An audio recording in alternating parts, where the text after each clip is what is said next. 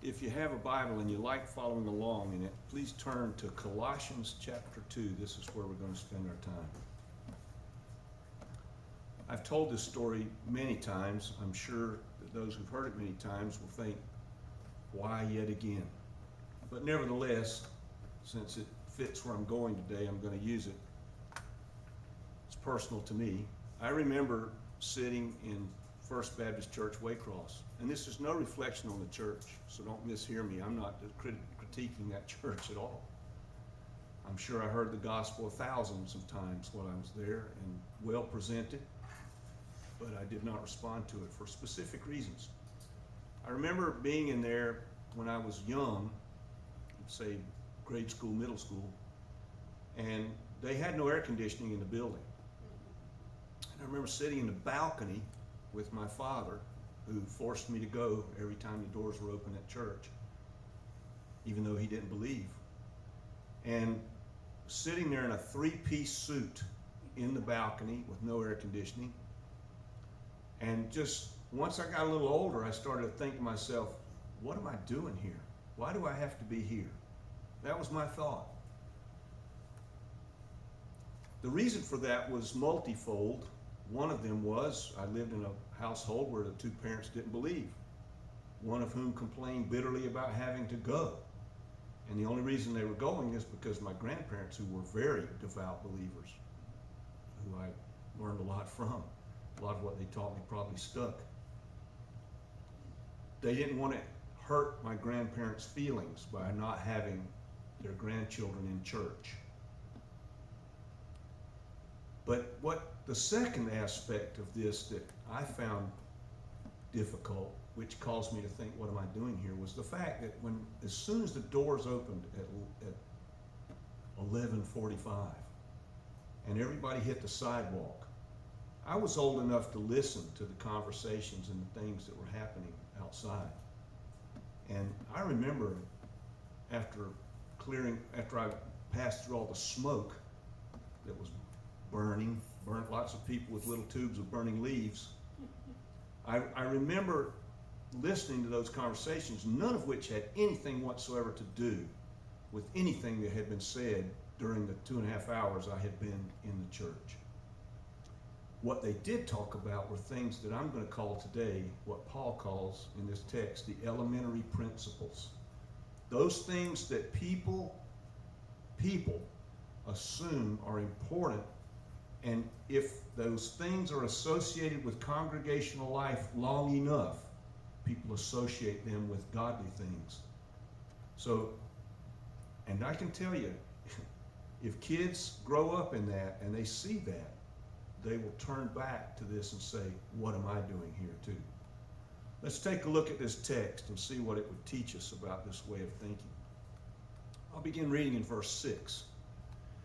Paul says, therefore, just as you received Christ Jesus as Lord, continue to live your lives in him, rooted and built up in him, firm in your faith just as you were taught, and overflowing with thankfulness. Be careful not to allow anyone to captivate you through an empty or deceitful philosophy that is according to human traditions and the elemental spirits of the world, the elementary principles, and not according to Christ.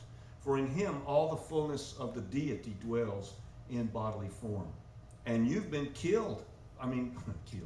You've been filled in him who is the head over, who is the head over every ruler and authority. In him you were also circumcised, however, not with a circumcision performed by human hands, but by the removal, like the removal of a part of the fleshly body, that is, but a circumcision done by Christ. Having been buried with Christ in baptism, you've been raised with him through your faith in the power of God who raised Jesus from the dead. And even though you were dead in your transgressions and the uncircumcision of your flesh, nevertheless he made you alive with him, having forgiven all of your transgressions. He has destroyed what was against us, a certificate of indebtedness expressed in decrees that were opposed to us, and he has taken them away by nailing them to the cross. Disarming rulers and authorities, he's made a public disgrace of them, triumphing over them by the cross. Therefore, don't let anyone judge you with respect to a food, a drink, or in the matter of a feast or new moon or a Sabbath day. These are only the shadow of things to come, but the reality is Christ.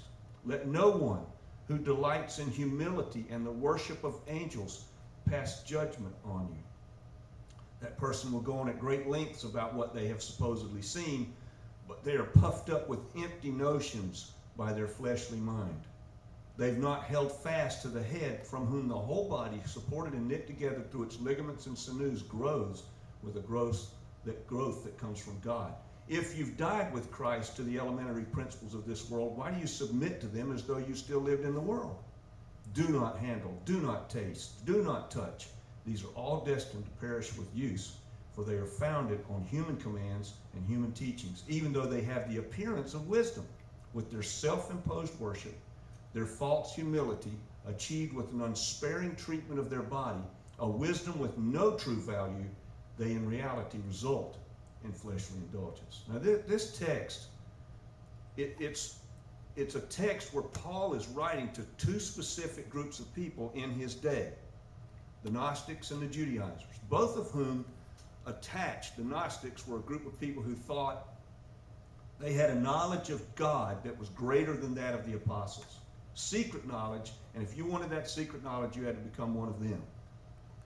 The Judaizers were those who thought, just as you read in Acts chapter 15, where some Pharisees became followers of Jesus, and they decided, these Gentiles who are getting converted, they need to submit to all the kosher laws in order to be followers of Jesus. After all, Jesus is the Jewish Messiah. Salvation is from the Jews, so therefore, and they were wrong. These are the two groups Paul is specifically speaking to, but there are other places where this speaks to just as potently. For instance, one thing, this goes to, I don't know if you remember, well, I won't say that. I won't go there. In Ephesians chapter 6, it was a memory. In Ephesians chapter 6, Paul says to do what after we've put on the armor? Stand. That's all. Stand. He doesn't say unsheathe your sword and go out a-swinging. In other words, hacking at all the people who disagree with what you believe, what I believe. Hacking at all the people who aren't followers of Jesus. He doesn't want us to do that. He just says stand. They're going to find us.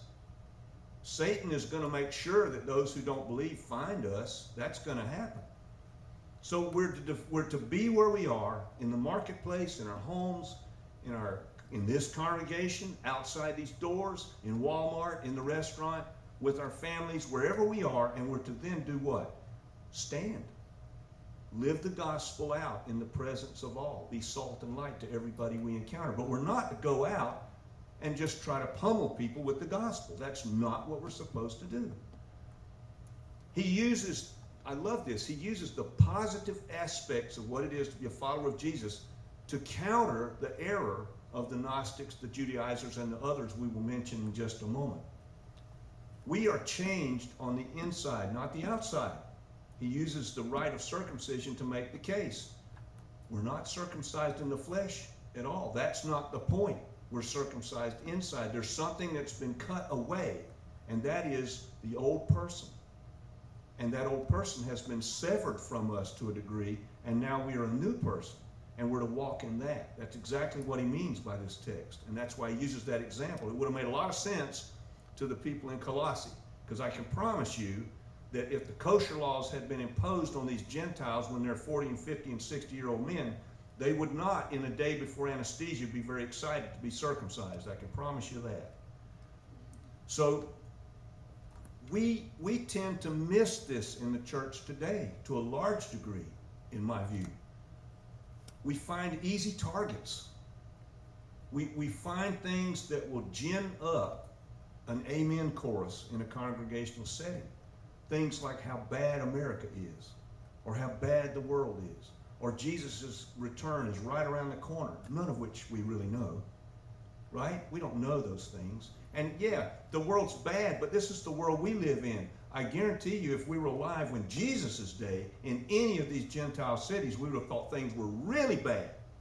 I mean, bad to the point that we can't fathom. There are no temples to Aphrodite with 200 or 300 temple prostitutes, male and female, holding forth services of orgies every week. We don't have that. We don't have random infanticide. We don't have people taking their child they don't want and leaving it in the bushes to die. That was very common in the Roman Empire. It was a very bad time then. And Paul assures them of all of this by saying this is so beautiful what he says here. When a person was being crucified in the Roman Empire, when you carried the crossbeam through the streets, on the crossbeam would be a slip of vellum, and on it would be written what you were charged with. It was literally nailed to the cross. So Paul is saying everything you and I were, everything we've done, all of the transgressions, the ones we're still committing, all of those charges against us have been nailed to Jesus' cross. And he takes the punishment for it, not us. Wow. Paul doesn't debunk Judaism and he doesn't debunk Gnosticism here. He simply says these are the things that really are. And they do the debunking for him. That's so important. You know, I love apologetics. Apologetics is probably as close to me as music. However, I know better than to look at it as the be-all, end-all. The be-all, end-all is to be so familiar with Jesus and the truth that I can't be fooled. That's what you want. You know, apologetics gets taught. I love it. But it gets taught sometimes in a way that says, let's just go out and find everything wrong with this group. Let's find everything wrong and learn what's wrong with this group, instead of becoming experts in what really is true. The truth of Jesus, the truth of what Paul says here. Now, elementary principles are still with us today.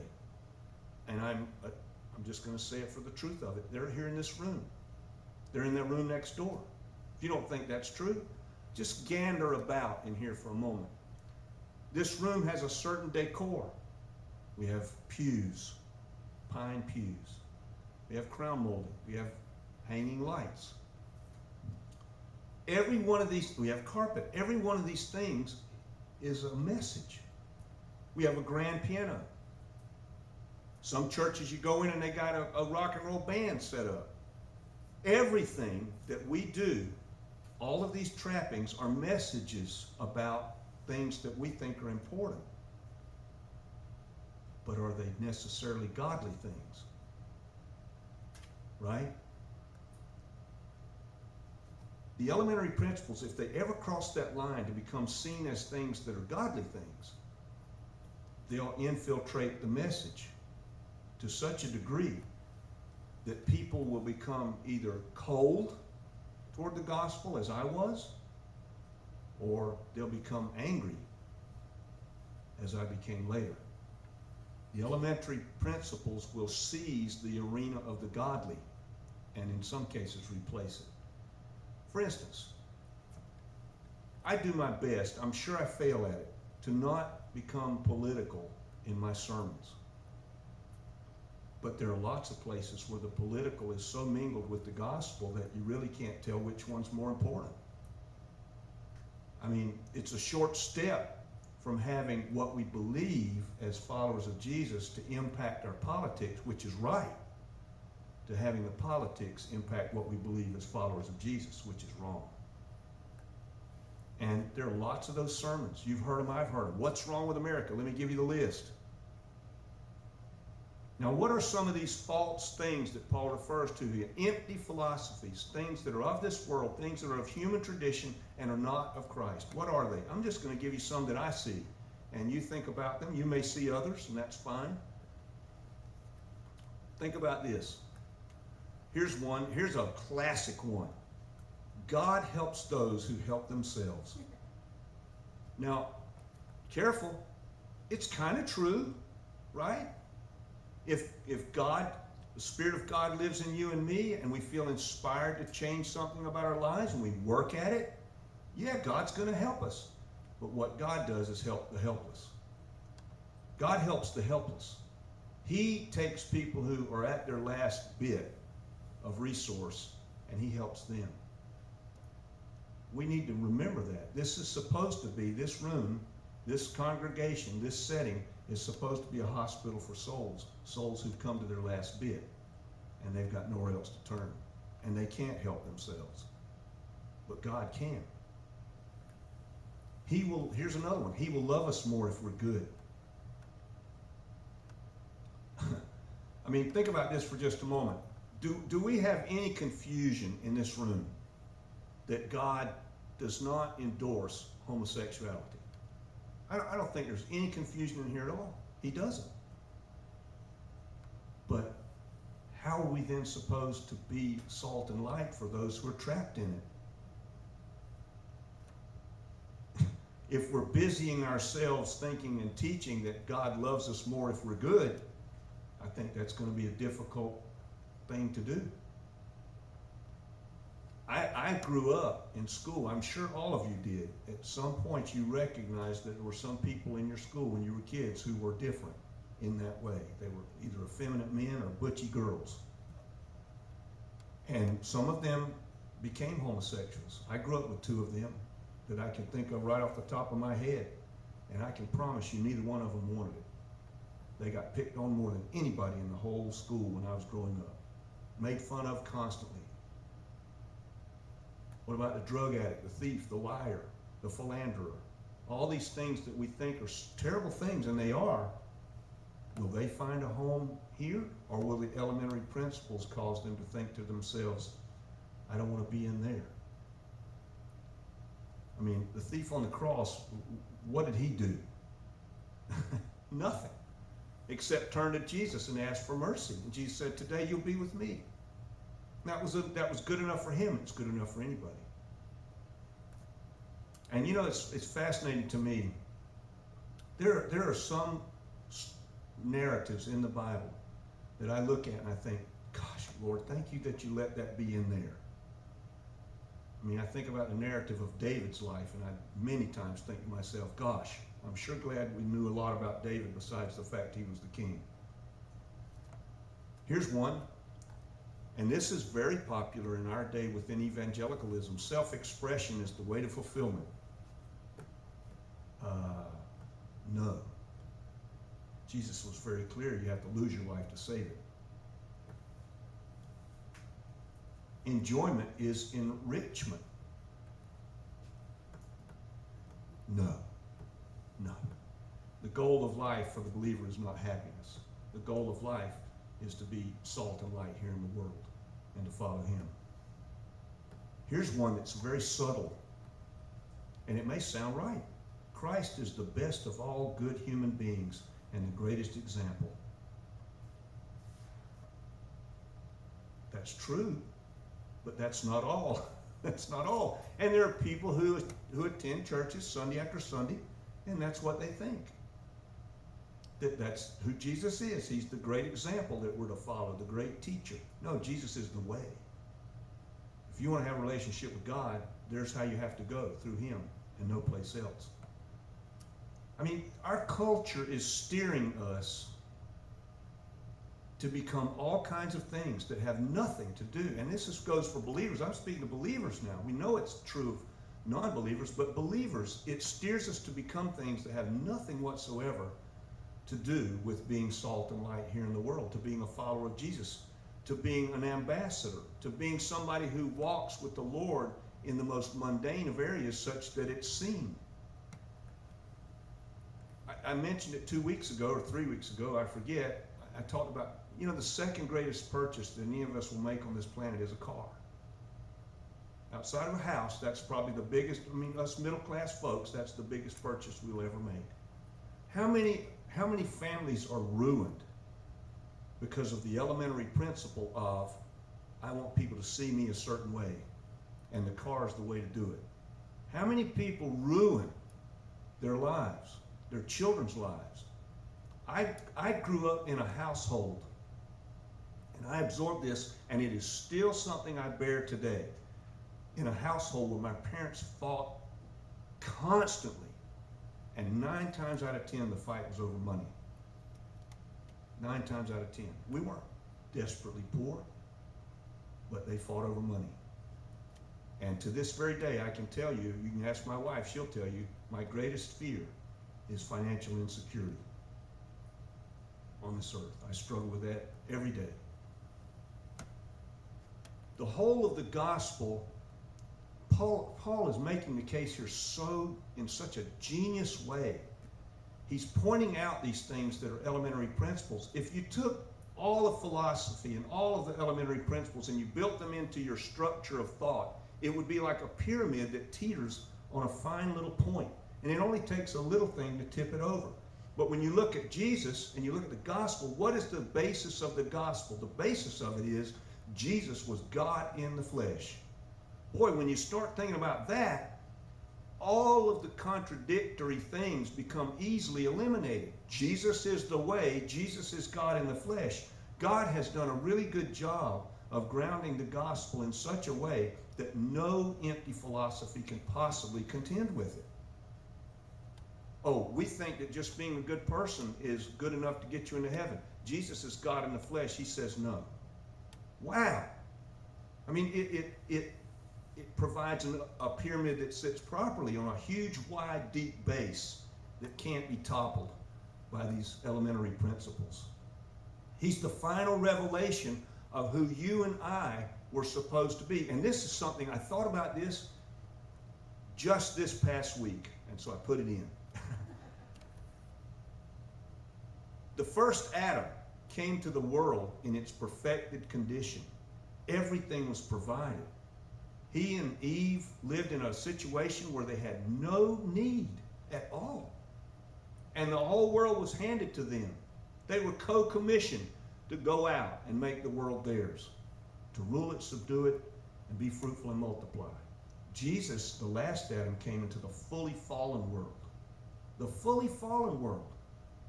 And yet lived perfectly where the first Adam could not. Man, think of that. Think about what that means. Paul then goes on here. I mean, we're granted to share in Jesus' fullness. Now, we're not going to make it, but it's there if we want it. John says it well. He gave us what? The power to become the children of God. John chapter 1. Paul then enumerates all these things from which we've been freed, and he speaks to the Judaizers, the Gnostics, and he speaks to us as well. Very potently. In that, all of these elementary principles will do nothing but take us away from who God called us to be. That's all they'll ever do. Let me ask us a question, and let's think about this ourselves. Don't raise your hand or anything, but are we so entrenched in our sense of rightness that we would be more willing for God to hand us over to Satan for the destruction of our bodies so that our souls would be saved than we would be willing to listen to the Lord here and now and be changed? I think about that a lot for myself. I know myself fairly well. And there are many things in my life that I cling to, the fear of financial insecurity being one of them, that I would love to see changed. But what would God have to do to change me in that? I don't know. But sometimes that being handed over is God's only alternative. He can't change us any other way. We talked about it in Sunday school today. Sometimes we've just got to go through it for God to get our attention and change us. Throughout the history of philosophy, all they've ever done, speaking back to Paul here, the philosopher 1 comes along and says, this is the way you should live. Philosopher 2 comes along a generation later and says, no, he's wrong, this is the way you should live. They've been doing that now since 600 BC, right up to this very minute. What does Jesus say? Think about the elementary principles that all of us suffer from to some degree, and then listen to Jesus. He says, woe to you, experts in the law, experts in the law, not just average folk. You Pharisees, you hypocrites, you give a tenth of mint, dill, and cumin, yet you neglect what is more important in the law, justice, mercy, and faithfulness. You should have done these things without neglecting the others. Now think about that. Think about this one thing. I'll leave you with this. How many times have you talked to somebody about the Lord and had them say this to you?